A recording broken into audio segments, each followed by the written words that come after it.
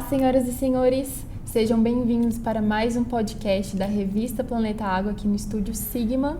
Eu sou a Júlia. E eu? E você? Essa deixa pra mim? É pra você. Ah, tá bom. Eu sou Odilon Alves e temos hoje uma convidada muito especial, né, Júlia? Antes de mostrar para vocês quem é, vou falar um pouquinho sobre ela.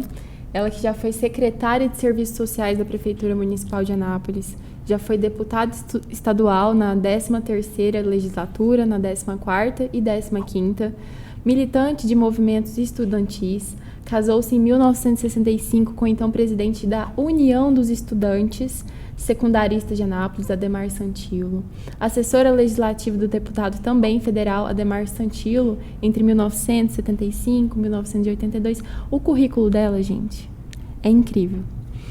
E, além disso, ela é diretora também da Rádio Manchester FM AM, onde ela tem um programa chamado Onaide com você. Estamos aqui hoje com Onaide Santillo. Seja muito bem-vinda, Onaide. Júlia, que prazer estar aqui. Odilon, que coisa boa estar aqui. Seja bem-vinda. Porque você, Odilon, você é um guerreiro, você é um herói de causas tão difíceis como o meio ambiente. E você realmente tem marcado a sua vida em favor do bem da humanidade, que é o meio ambiente. E agora com a Júlia, e essa menina maravilhosa. Que bom conhecê-la, Júlia. Fico muito feliz. É uma honra tê-la aqui conosco. Igual eu estava comentando aqui antes de começar o podcast, gente, que desde o primeiro piloto a gente pensava em chamar você, Onaide. E é uma honra ter conseguido tê-la aqui conosco, né, pai? O quarto programa era para ter sido o primeiro, né? Mas uma série de fatores não convergiram e a gente está muito orgulhoso, prazerosos de ter a Onaide conosco nessa noite, Onaide. Olha, a honra é minha, porque é um momento muito importante para a gente falar com pessoas que têm uma história na cidade, né? Como o Odilon e a sua família, Júlia, né? Júlia tem uma história muito bonita, mas ainda vai, com certeza, nos dar muitas outras grandes alegrias.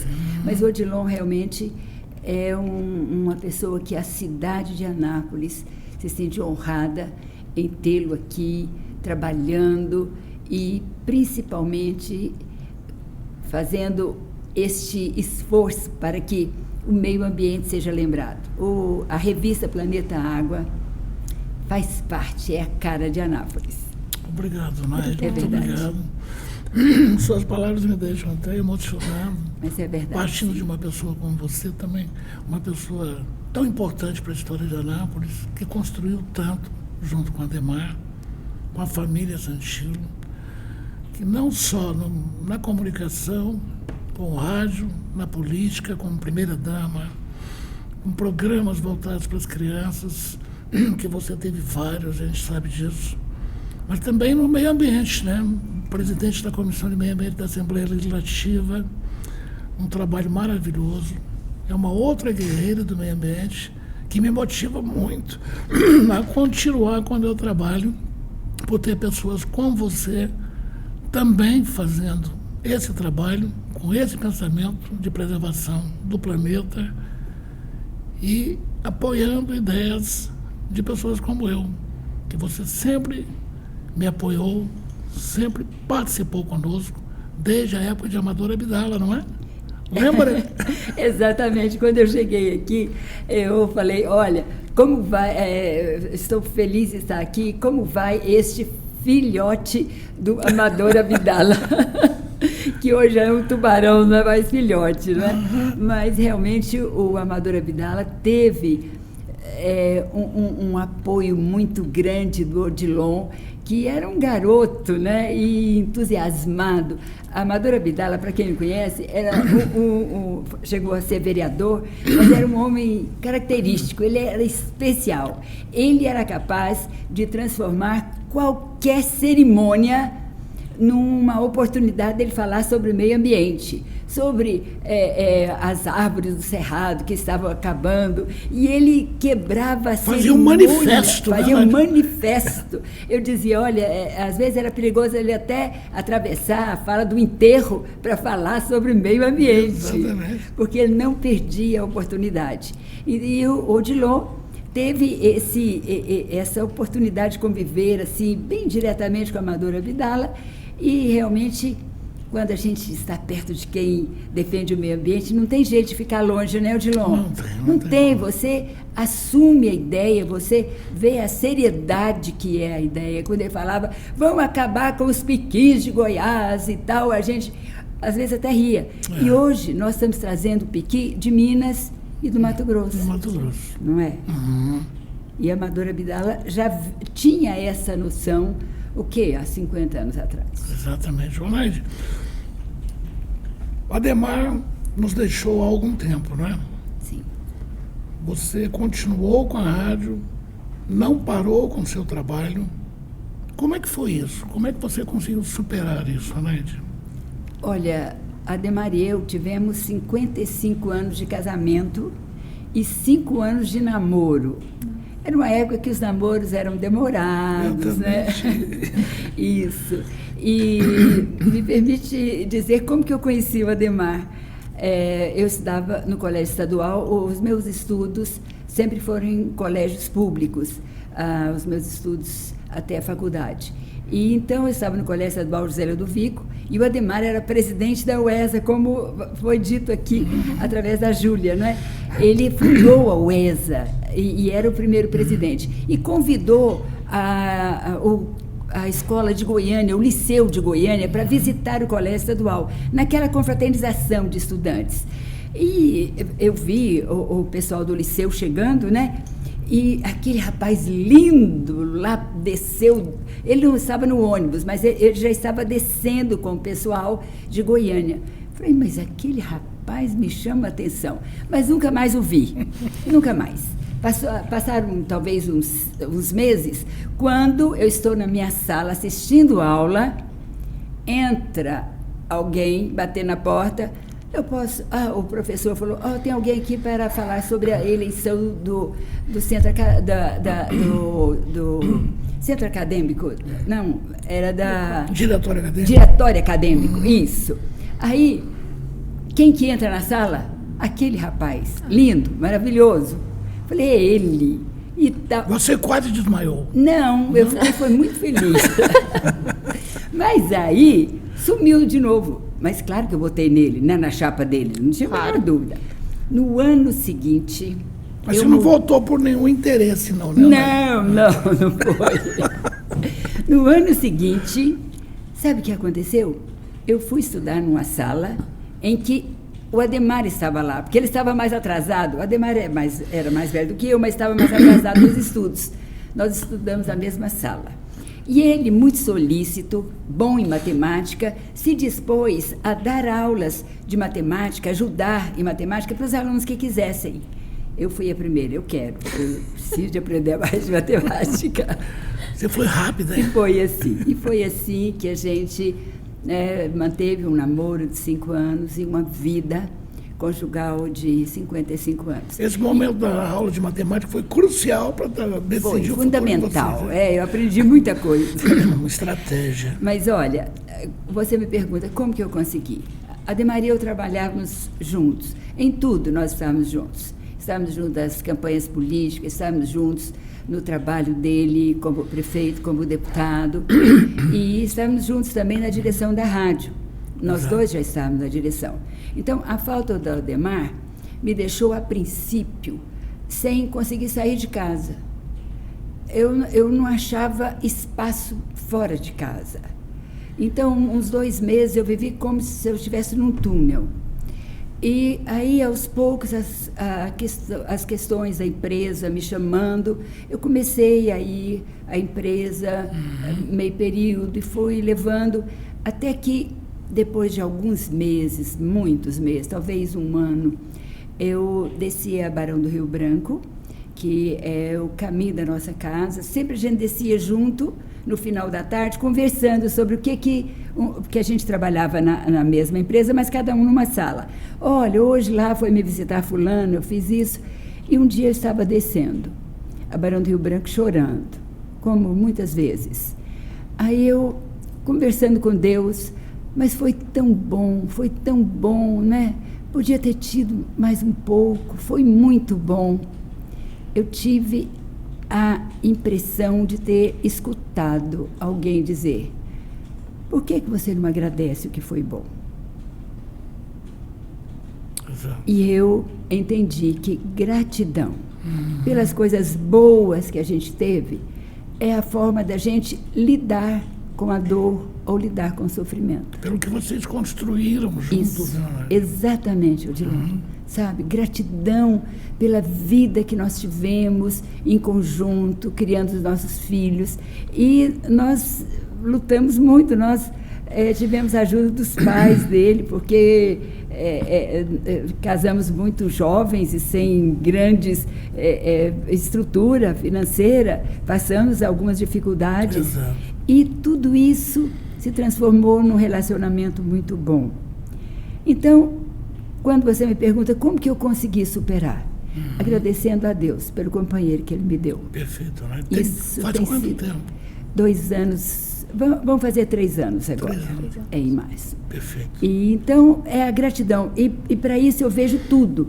Tudo que você agradece, sabe? Seja agradecer a Deus, agradecer as pessoas, agradecer, como Perfeito. uns dizem, a vida.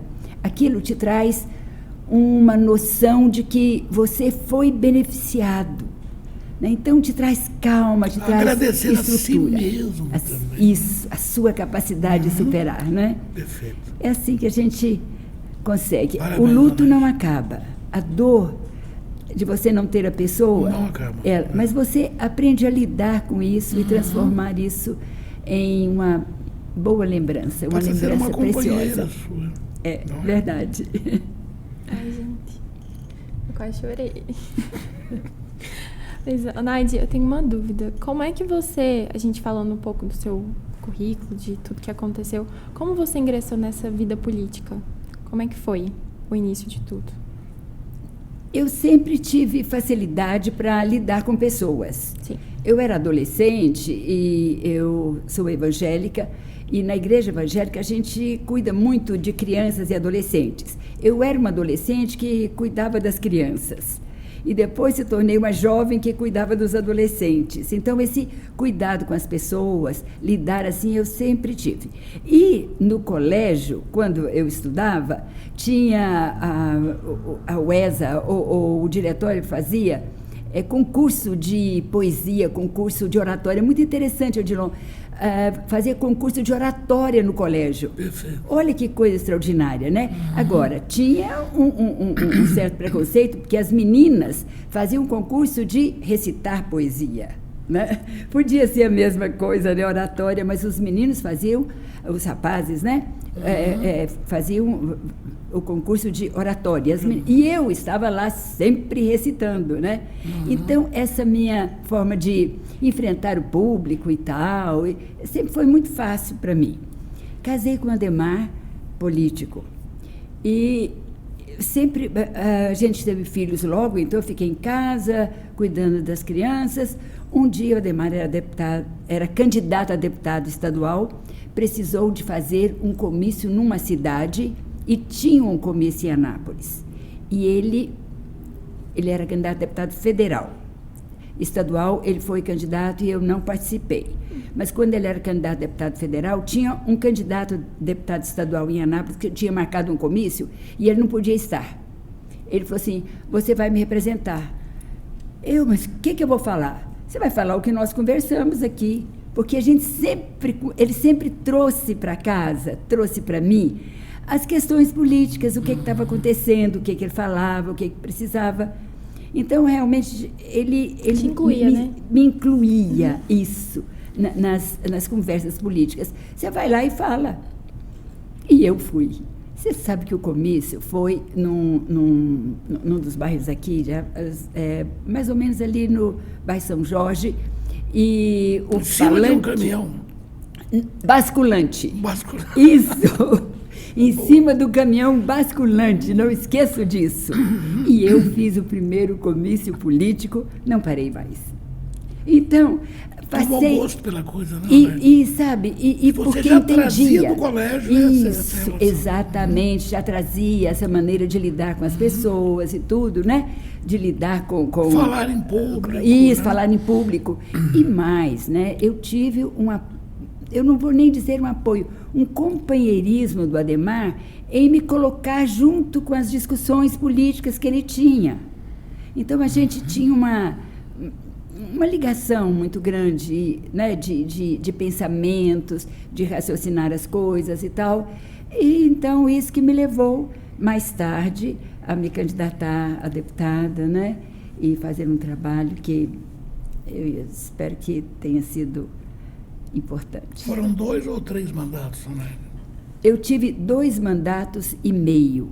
Eu tive 2 mandatos em que eu fui eleita, e no terceiro mandato eu fui a primeira suplente.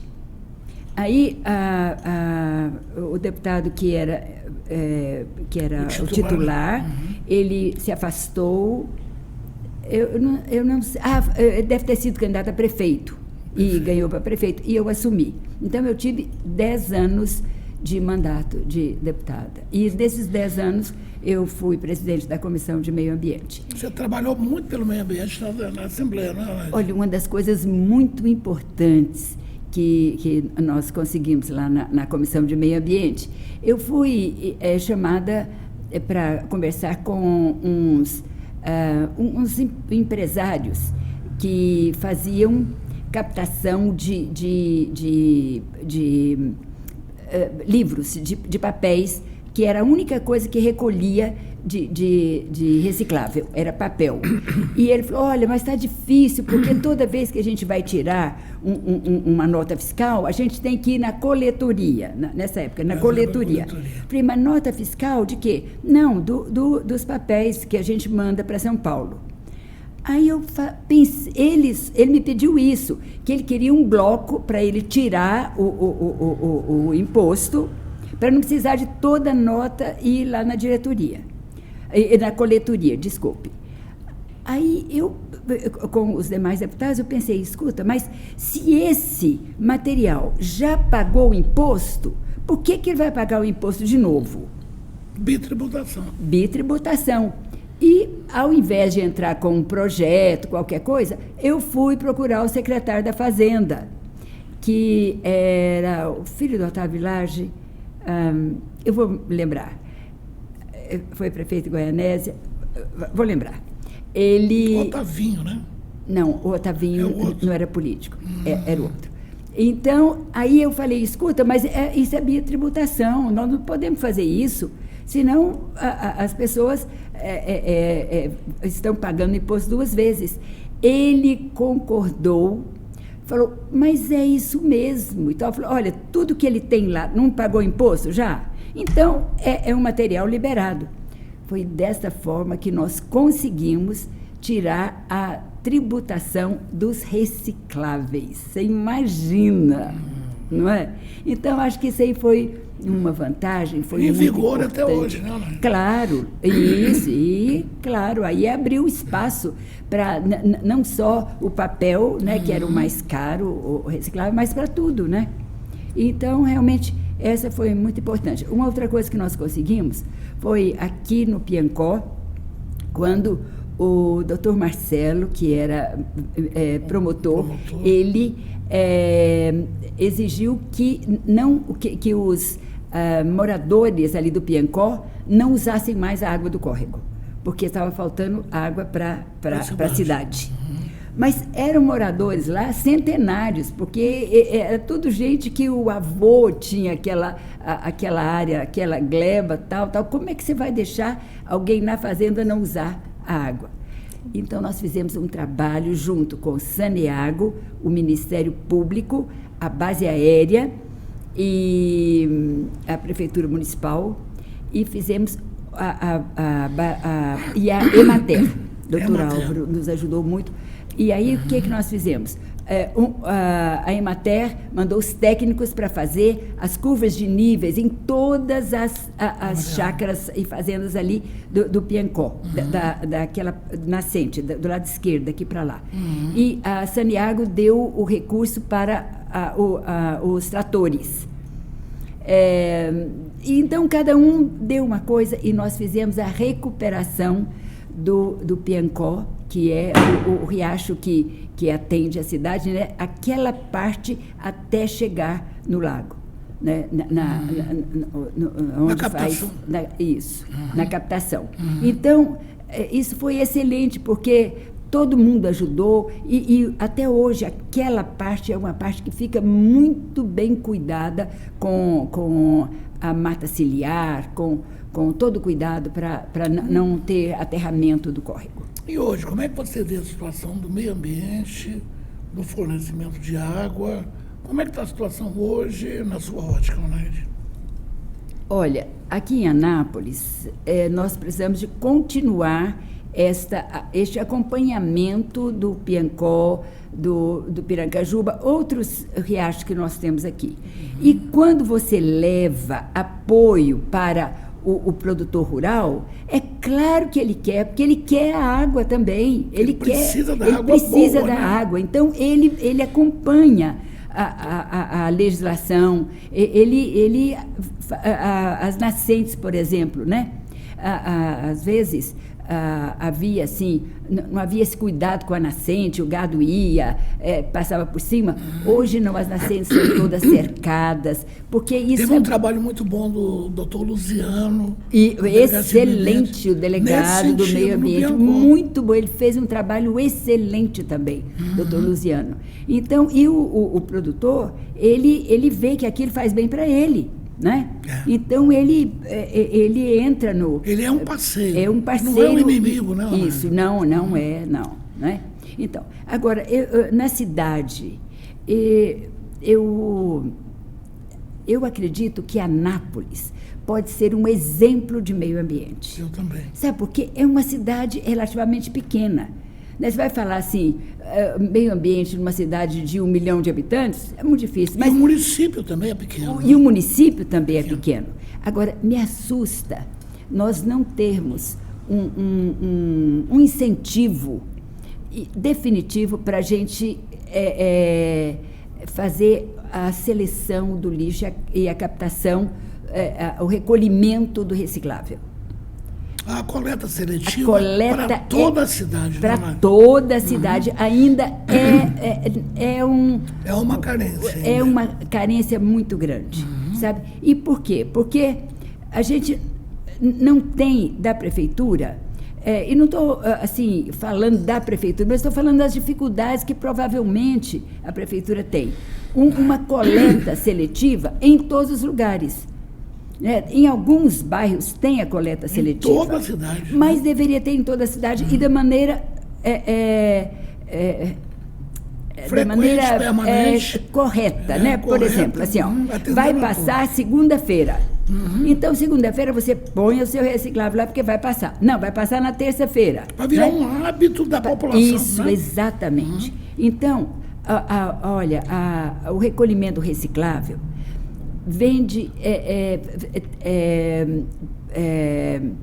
tem vários fatores positivos, né?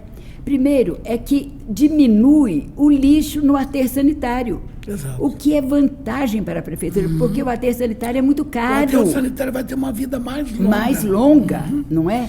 Então, a outra coisa é que você educa a pessoa a cuidar do meio ambiente, né? Olha, isso aqui faz mal para o meio ambiente. Não, então eu vou evitar e tal.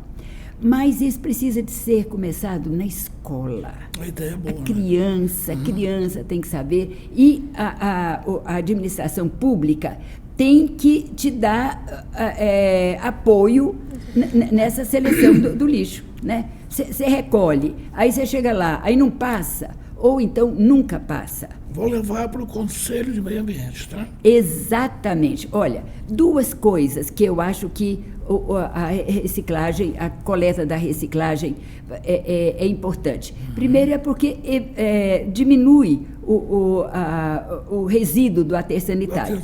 E a outra coisa é evita um prejuízo maior na confecção de novos produtos, Exato. daqueles que vão. Então, você imagina quanto plástico que vai para o aterro sanitário. É mais produtos químicos que precisa para usar mais plástico. Enquanto que tem aqueles que já podem ser reutilizados. Além da reusados. Contaminação do meio ambiente. Além da contaminação do meio ambiente, não é? Perfeito. Então, eu acredito que a coleta seletiva, através de um projeto completo, eu acho que poderia fazer a nossa cidade assim, uma cidade Fala-se muito em exemplo. universalização. Essa é a palavra. Universalização da coleta seletiva. Exatamente. Sabe, ao ponto de que não precisaria nem de você fazer propaganda, a pessoa já sabe.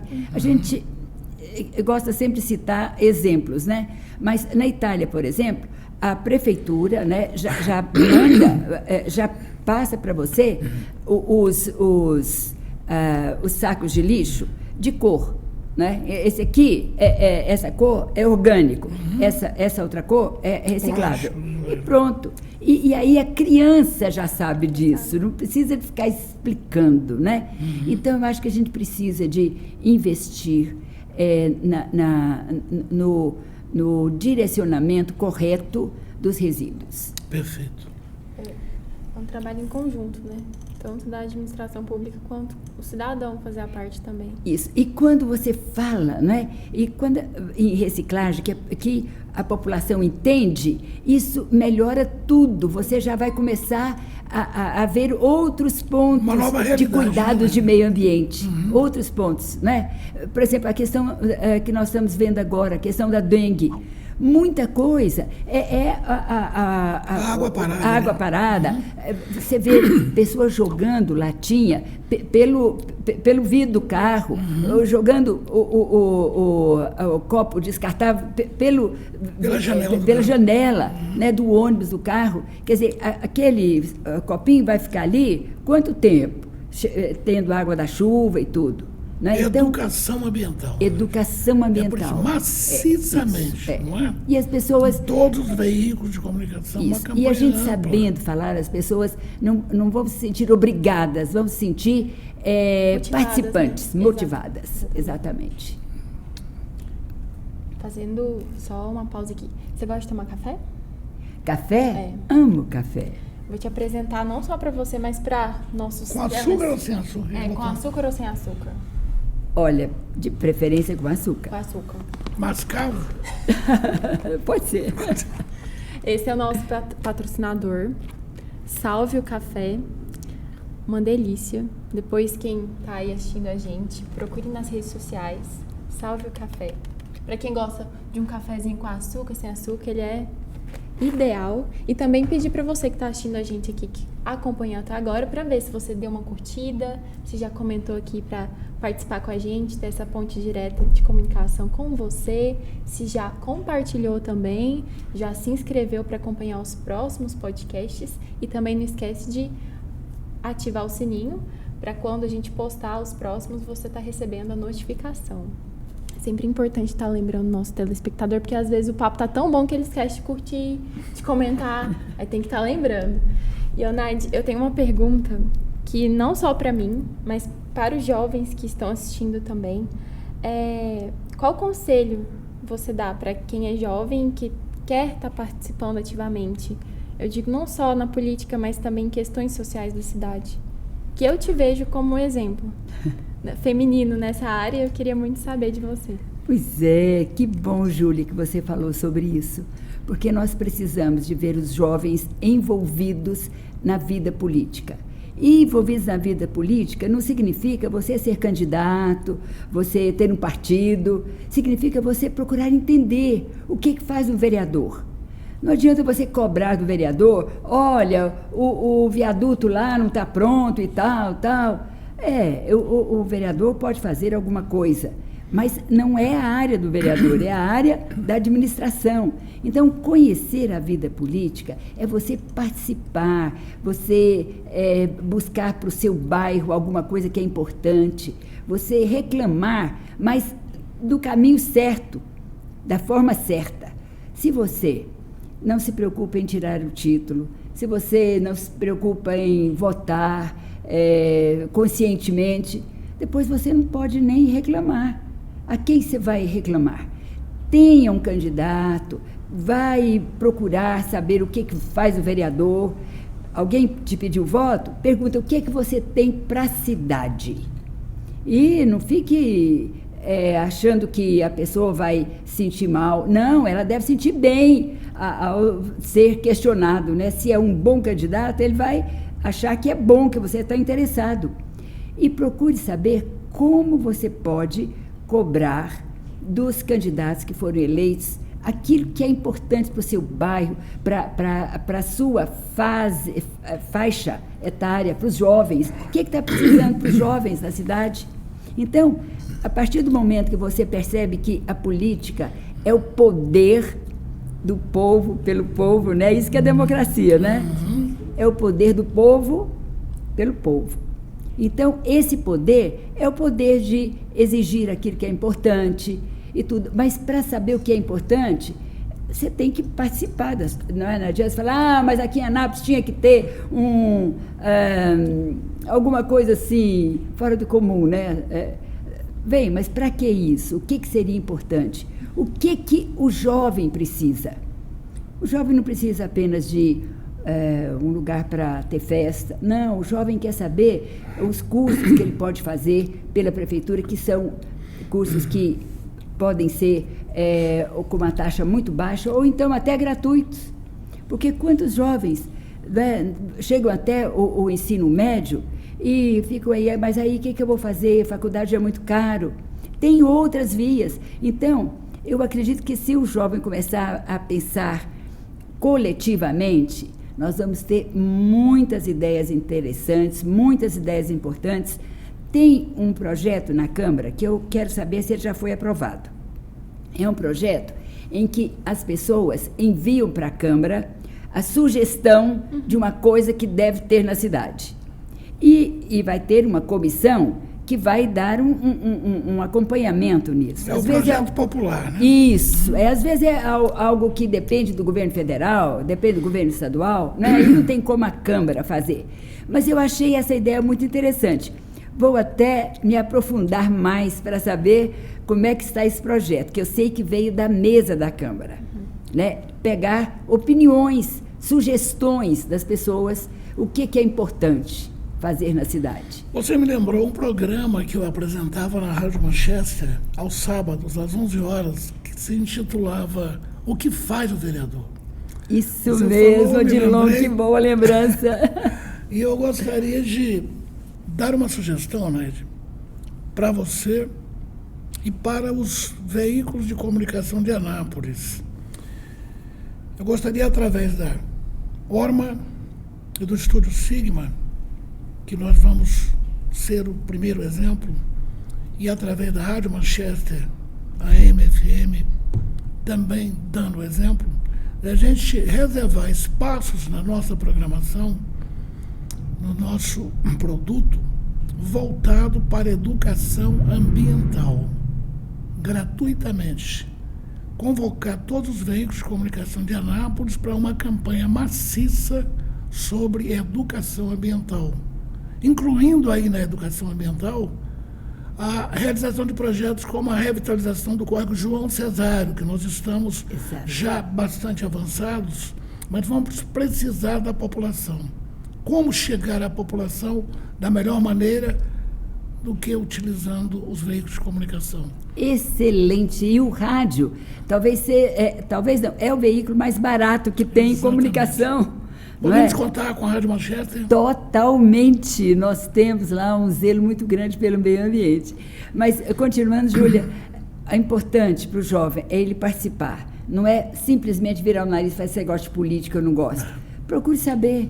Procure saber como você pode interferir, como você pode participar, o que você pode reclamar e o que você pode fazer a cidade reconhecer através dos seus vereadores, do prefeito, das instituições, o que é importante para o jovem. Tem que falar. Tem que falar. E para falar tem que participar. Para ser ouvido tem que falar, né? Tem. E o mesmo serve para os adultos? A mesma coisa e para os idosos, e para as mulheres, e para todo mundo. Se a gente não falar o que precisa, o prefeito vai chegar lá e vai falar assim, não, nós vamos fazer aqui um porto de helicóptero. Não vai interessar nada para ninguém, não é? Mas vamos ver o que precisa, o que as mulheres estão precisando, o que as mulheres que estão procurando ser empreendedoras, o que elas estão precisando do apoio, não é? Do apoio público. E para os políticos, o que é que você diz, Zoraide? Como? Para os políticos. Para os políticos. Olha... Como pessoa política que você é, não é? Quem ensina o que a gente deve fazer como político é a população. Se você não estiver ligado à população, ouvindo, você não vai saber o que fazer, o que é necessário. Uma das minhas primeiras investidas como primeira-dama foi um pedido que eu tive de algumas mulheres, e não foi... Né, me pediram quando a Adhemar era deputado, mas eu já participava muito. Naide, olha, eu queria que você olhasse, tem uma empresa aí que só aceita mulher que fez laqueadura de trompa. A gente tem que levar o atestado médico que nós fizemos laqueadura de trompa, senão eles não contratam. E era uma empresa grande, isso. Nem vou falar isso. Aí eu falei, mas isso aí não está certo e tal, né? Não pode fazer isso, como é que você... Não é? Tal. Mas isso ficou na minha cabeça. Quando Adhemar foi prefeito pela segunda vez, o que eu fiz? Ele tomou posse em janeiro. Em fevereiro, eu procurei um médico amigo, que era o meu médico, falei, precisamos fazer um programa de saúde da mulher. Precisamos de oferecer à mulher métodos anticoncepcionais, precisamos oferecer à mulher estrutura de saúde para ela. E ele me disse, olha, eu não posso fazer isso, mas tem alguém que pode.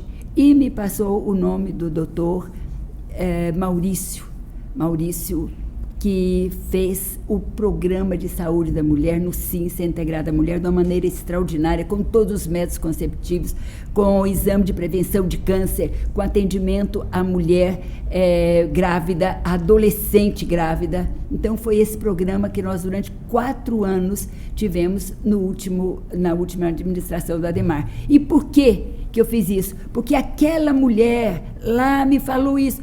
Naide, olha, mas eu só posso, eu não faço... ela me pediu para conseguir laqueadura de trompa para ela.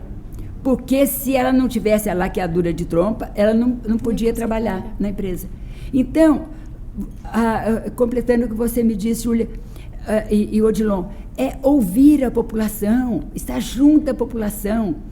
Mas a população pede demais, reclama demais, mas é aí que você vai ver o que você pode fazer como político, como representante da população, o que você pode fazer para melhorar a vida dessas pessoas. Então, é estar junto, ouvir, não tem outra forma. E com amor, ouvir com amor, com inteligência e com decisão, comprometimento. Tem muitos políticos que têm dificuldade de encontrar ideias para projetos. Está aí, tem que buscar no seio da população. Exatamente. Tem muitos projetos aí, crus, né, ainda não trabalhados. É só buscar o anseio da população e transformar num projeto. Exatamente. E é para isso que serve a política. Sabe, a política, através das eleições, através da participação, é para fazer com que o recurso da cidade venha atender às necessidades da população. Nádia, alguma possibilidade de retorno à política? Só para votar. Em quem? Deixa abaixo. Pois é, aí a gente vai ter oportunidade de conversar mais, Odilon. Por que isso, né? Eu acredito que a gente tem... A carência de mulheres na política é cada vez maior. Por isso que eu tenho incentivado mulheres como a Júlia a participar da vida política, não é? Como eu participei, vamos lá, vai ter muita coisa para fazer, tem muita coisa importante que a mulher pode fazer. A mulher não é melhor, nem pior do que o homem não é melhor nem pior do que a mulher, mas a mulher tem um pensamento diferente. Não é? Nenhuma mulher chegaria para um homem e dizer, olha, tal, eu tenho isso, essa dificuldade, mas fala para outra mulher.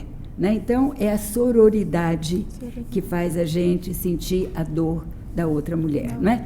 E acredito, Odilon, que as fases da vida da gente são muito definidas. Então, a minha fase de candidatura realmente já não está mais na minha programação de vida. Você já fez esse papel muito bem feito, né, Nádia? Graças a Deus. Procurei fazer o melhor e quero incentivar outras mulheres a realmente assumirem um papel importante. Mas essa é uma forma de participar indiretamente da política. Claro, você está participando, lógico. não é? E não, sem mandato, mas está participando. E não recuso de ajudar, de dar opinião, de dizer o que pode fazer, de forma alguma. Você fala isso todo dia no Anáide com você, não fala? Falo sempre. Falando nisso, qual que é o horário do programa? 6 horas da manhã, Júlia. E como eu sei que você levanta cedo... 5h30. 5h30. O meu programa é das 6 às 7. No sábado eu estou fazendo um pouquinho mais. Eu consegui com a direção da rádio mais 1 hora para o meu programa, das 6 às 8 no diretora sábado. Não é você? Essa diretora é boa. Pois é. Mas das 6 às 7, de segunda a sexta, estou abrindo amanhã, né? Porque começa com uma palavra de ânimo, de energia, né? De bem viver. E qual que é o número da... 93.3. 93.3. Você que não sabia, Onaide com você, de segunda a sexta, das 6 às 7 e aos sábados, das 6 às 8. Isso para você, tá acompanhando a Onaide também. E Onaide... E aos domingos? Eu descanso. Tem que ter um descanso. Onaide, dizer aqui para quem tá assistindo também, a Onaide é uma pessoa bonita por dentro e por fora. Que quando eu vi ela, gente, eu falei, gente, que mulher linda. Parece uma boneca. E conversando com ela aqui, a paz que ela transmite, gente, vocês não têm noção. Onaide, muito obrigada por estar aqui hoje. Muito obrigada por ter aceitado o nosso convite. Ter compartilhado um pouquinho da sua história, um pouquinho da sua vivência. E com certeza quem está assistindo sentiu a mesma coisa que eu, tenho certeza que... Obrigada. Com certeza, Onaide. Eu também queria agradecer a você, agradecer a Júlia, agradecer a toda a minha família, a minha esposa, Ana de Moraes, a Sofia, os meus filhos, Dijan, Aurélio, a Dijane, agradecer ao Estúdio Sigma e principalmente agradecer a você pela presença, porque quando eu te vejo, eu me lembro muito da minha trajetória na comunicação. Tive muito apoio do Aldemar, do Henrique, de você, sempre sintonizados com as minhas ideias, com os meus anseios e me dando apoio. Eu gostaria de fazer este agradecimento aqui no podcast da Planeta Água a tudo que você significa em minha vida, Onaide. Muito obrigada, Odilon. Estou honrada de estar aqui com você, Júlia, com você, Odilon. São pessoas muito queridas, gerações maravilhosas que com certeza honram a nossa cidade. Muito obrigada. Eu que me sinto feliz em estar aqui. Um abraço a você que está seguindo o nosso podcast e saiba que sempre é importante pensar nos outros, seja politicamente, seja profissionalmente, mas o melhor que a gente pode fazer é estender a mão ao outro. Deus o abençoe.